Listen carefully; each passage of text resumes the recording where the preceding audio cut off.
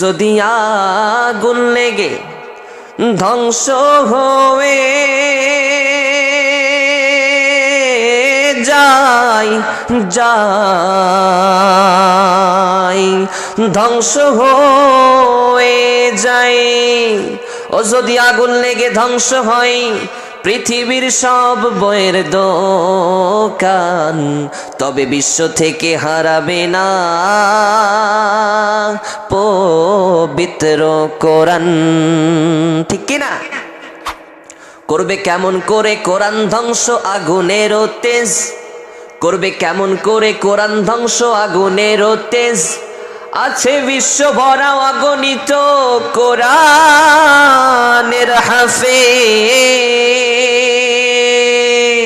কোন একটা গ্রন্থ আল্লাহ তাআলা আমাদেরকে দিলেন, দুনিয়ার সমস্ত বইয়ের ভিতরে যত লেখক যত বই লেখে, বইয়ের শেষে অথবা প্রথমে লেখা থাকে, এই বইয়ের ভিতরে যদি কোনো ভুল ত্রুটি আপনি পেয়ে থাকেন আমাদের সাথে যোগাযোগ করবেন, আমাদেরকে ধরিয়ে দিবেন, আমরা সংশোধন হয়ে যাব। কিন্তু এমন একটা কিতাব আল্লাহ তাআলা আমাদেরকে দান করলেন, এমন একটা গ্রন্থ আল্লাহ তাআলা আমাদেরকে দিলেন যে কিতাবের ভিতরে কোনো ভুল নাই। জোরে কোন সুবহানাল্লাহ।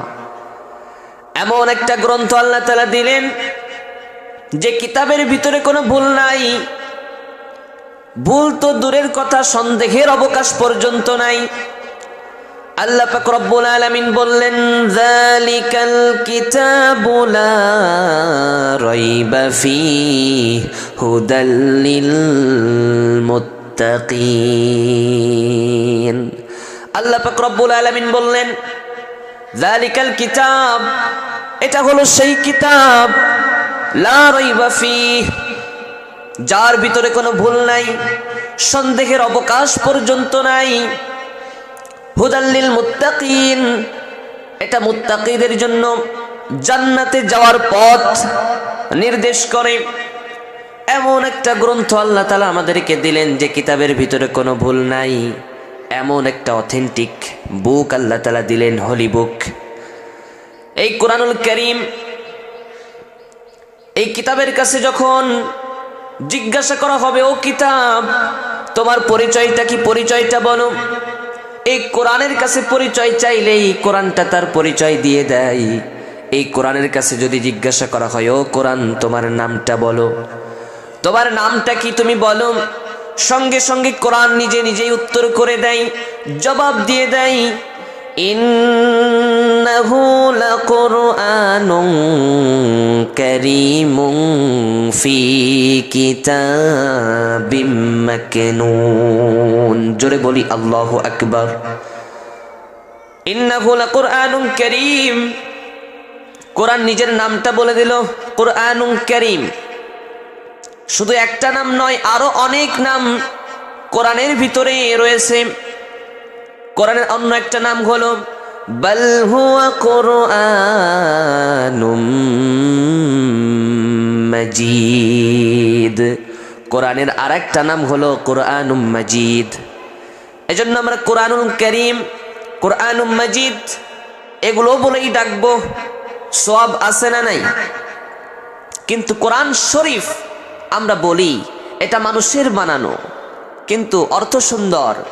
কিন্তু কোরআনের ভিতরে কোরআনের যে নামগুলো এসেছে, এই নাম দিয়ে যদি ডাকি নেকি আছে না নাই? এজন্য আমরা এই নাম দিয়ে ডাকবো। তো কোরআনের কাছে জিজ্ঞাসা করা হলো, কোরআন তোমার নামটা বলো, কোরআন তার নাম বলে দিল। কোরআনের কাছে জিজ্ঞাসা করা হলো, ও কোরআন তোমার বাড়ি কোথায়, সঙ্গে সঙ্গে কোরআন উত্তর করে দিল, উত্তর করে দেয়, বাল হুয়া কুরআনুম মাজিদুন ফি লাওহিম মাহফুজ। লাউহে মাহফুজ হলো কোরআনের বাড়ি। লাউহে মাহফুজ কার বাড়ি? লাউহে মাহফুজ হলো কোরআনের বাড়ি। কোরআন তার বাড়ি কোথায় সেটাও বলে দিল। লাউহে মাহফুজ হলো আমার বাড়ি, বাল হুয়া কুরআনুম মাজিদুন ফি লাউহিম মাহফুজ। এমন একটা অথেন্টিক বুক আল্লাহ তাআলা আমাদেরকে দান করলেন, এমন একটা কিতাব আল্লাহ তাআলা আমাদেরকে দিলেন যে কিতাবের ভিতরে কোনো ভুল নাই। ভুল তো দূরের কথা, সন্দেহের অবকাশ পর্যন্ত নাই। ওই কিতাবটা কোরআনুল কারীম, কোরআনুল মাজিদ। এই কিতাবের কাছে জিজ্ঞাসা করা হলো, তোমার পরিচয়টা বলো। পরিচয় বলে দিল। চমৎকার একটা কিতাব, একটা গ্রন্থ আল্লাহ তাআলা আমাদেরকে দান করলেন। আবার মানব জীবনের সমস্ত সমস্যার সমাধান এই কোরআনের ভিতরে আছে না নাই? মানব জাতির সমস্ত সমস্যার সমাধান এই কোরআনের ভিতরে আল্লাহ পাক রব্বুল আলামিন দিয়ে দিয়েছেন। পড়ি সুবহানাল্লাহ। যত সমস্যা মানব জাতির আছে, সমস্ত সমস্যার সমাধান দিতে পারে আল কোরআন, ঠিক কি না?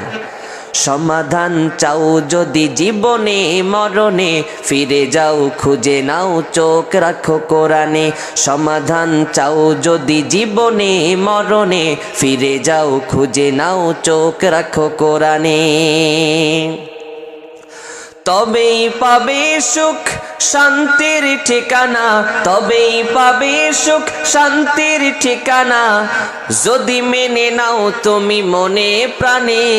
সমাধান সমাধান চাও যদি জীবনে মরণে, ফিরে যাও খুঁজে নাও চোখ রাখো কোরআনে। সমাধান চাও যদি জীবনে মরণে, ফিরে যাও খুঁজে নাও চোখ রাখো কোরআনে, ঠিক কিনা? সমাধান যদি চাও, কোরআনটাকে অনুসরণ অনুকরণ করার দরকার আছে না নাই? এমন একটা কিতাব আল্লাহ তাআলা দিলেন, মানব জাতির সমস্ত সমস্যার সমাধান কোরআনুল কারীমের ভিতরে আল্লাহ তাআলা দিয়ে দিলেন। এই কোরআনটাকে আবার অনেকেই ভুল প্রমাণ করার জন্য গবেষণা চালিয়েছে। এমন একটা কোরআন আল্লাহ তাআলা আমাদেরকে দান করলেন। এই কিতাবটা গোটা বিশ্বের ভিতরে সব থেকে বেশি পড়া হয়, ছাপাখানায় সব থেকে বেশি ছাপানো হয়। আবার বিনামূল্যে এই কোরআনটা সব থেকে বেশি বিতরণ হয়। এমন একটা কোরআন, এই কোরআনের সমালোচনাও বেশি হয়। এমন একটা কিতাব আল্লাহ তাআলা দিলেন, এই কিতাবের দিকে তাকালেই সওয়াব আছে না নাই? তিনটা জিনিসের দিকে তাকালেই, নেক নজর দিলেই সওয়াব। আল্লাহ পাক রব্বুল আলামিন বললেন, ওই কাবা ঘর, ওই কাবা ঘরের দিকে তাকালেই সওয়াব। বাবা মায়ের মুখের দিকে নেক নজরে তাকালেই সওয়াব। আর এই কোরআন, কোরআনের দিকে তাকালেই আল্লাহ তাআলা তার আমলনামা নেকি দ্বারা পরিপূর্ণ করে দেয়। জোরে কান সুবহানাল্লাহ। একটা অথেন্টিক বুক, চমৎকার একটা কিতাব আল্লাহ তাআলা দিলেন। এই কিতাবটাকে ভুল প্রমাণ করার জন্য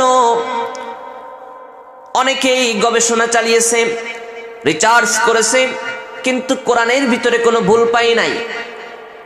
ফ্রান্সের বিখ্যাত জনপ্রিয় একজন গবেষক ডক্টর মরিস বুকাইলি কোরআনটাকে ভুল প্রমাণ করার জন্য কোরআনটা পড়া শুরু করে দিয়েছে।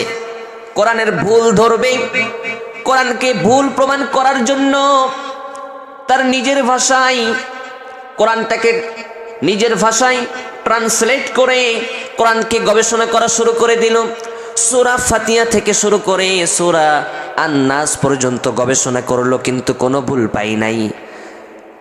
ইংলিশে ট্রান্সলেট করে কোনো ভুল পেল না। এবার ভাবলো, কোরআন তো আরবি ভাষায় অবতীর্ণ করেছেন কে? আল্লাহ তাআলা কোরআনকে আরবি ভাষায় অবতীর্ণ করেছেন। এবার তিনি আরবি ভাষা শিখলেন, আরাবিয়ান কিছু স্কলারদের কাছ থেকে তিনি আরবি ভাষা শিখলেন, আরবি গ্রামার তিনি শিখলেন। এমন চমৎকার ভাবে আরবি তিনি শিখলেন, আরবি দেখলেই বুঝতে পারে কোথায় কি বলতেছে, এমন ভাবে তিনি শিখলেন। এরপরে আরবি ভাষায় কোরআনটাকে গবেষণা করা শুরু করে দিলেন, কোরআনটাকে রিসার্চ করা শুরু করে দিলেন। সূরা ফাতিহা থেকে শুরু করে 114টি সূরা, সূরাতু আন-নাস পর্যন্ত তিনি গবেষণা করলেন। গবেষণা করে কোরআনের ভিতরে কোনো ভুল সে পায় নাই, বরঞ্চ কোরআনের ভুল ধরতে এসে সে তার নিজের জীবনের বড় ভুল খুঁজে পেয়েছে। জোরে কোন আল্লাহু আকবার। কোরআনের ভিতরে সে কোনো ভুল পাইল না, ভুল পেল না, ভুল পাই নাই, নিজের ভুলটা সে খুঁজে পেয়েছে। বিবেক বুদ্ধিটাকে কাজে লাগিয়ে, বিবেক বুদ্ধিটাকে সঠিক পথে কাজে লাগিয়ে সে বুঝলো ইসলাম হলো একমাত্র ধর্ম, ইসলামই হলো সঠিক ধর্ম। এজন্য তিনি সঙ্গে সঙ্গে পড়ে নিলেন লা ইলাহা ইল্লাল্লাহু মুহাম্মাদুর রাসূলুল্লাহ। জোরে বলি আল্লাহু আকবার। এজন্য কোরআন এমন একটা কিতাব যার ভিতরে কোনো ভুল নাই। কোরআন এমন একটা গ্রন্থ, পৃথিবীর সমস্ত বইয়ের দোকানগুলোতে যদি আগুন লেগে, পৃথিবীর সমস্ত বইয়ের দোকানে আগুন লেগে বইগুলো যদি পুড়ে ছাই ছাই হয়ে যায়, কিন্তু দুনিয়া থেকে কোরআনটাকে উৎখাত মুছে ফেলা অসম্ভব, ঠিক কিনা? কারণ এই কোরআনটাকে সংরক্ষণ করার দায়িত্ব আল্লাহ পাক রব্বুল আলামিন নিজেই নিয়ে নিয়েছেন। আল্লাহ পাক রব্বুল আলামিন কুরআনুল কারীমের ভিতরে ঘোষণা করে দিলেন, ইন্না নাহনু নাযালনা যিকরা ওয়া ইন্না লাহু লাহাফিজুন। কোরআন করেছি আমি নাজিল, এই কোরআনের সংরক্ষণ আমি আল্লাহ তাআলাই করব। এই কোরআনটাকে সংরক্ষণ আমি আল্লাহ তাআলাই করব। কোরআনটাকে আমি নাজিল করলাম, আমি সংরক্ষণ করব। লৌহে মাহফুজে আল্লাহ তাআলা কোরআনটাকে সংরক্ষণ করে রেখে দিয়েছেন। আবার দুনিয়াতে আল্লাহ তাআলা কোরআনটাকে আমাদের মাধ্যমে কিভাবে সংরক্ষণ করবেন? দুনিয়ার ভিতরে কত হাফেজে কোরআন কোরআনটাকে মুখস্থ করে সিনার ভিতরে ধারণ করে, ঠিক কিনা? দুনিয়ার সমস্ত বইয়ের দোকান বইগুলো যদি পড়ে যায়, আমাদের দেশে ব্রিলিয়ান্ট হাফেজ রয়েছে। এই যে সলে আহমেদ তাকরিম, হাফেজ নাজমুস সাকিব, জাকারিয়া, এদের মতো কয়েকটা হাফেজকে এক জায়গায় বসিয়ে আবার কোরআনটাকে পুনরায় ছাপাখানায় ছাপানো সম্ভব, ঠিক কিনা? এরকম হাজার হাজার লক্ষ লক্ষ হাফেজে কোরআন দুনিয়ার ভিতরে আছে না নাই? আছে।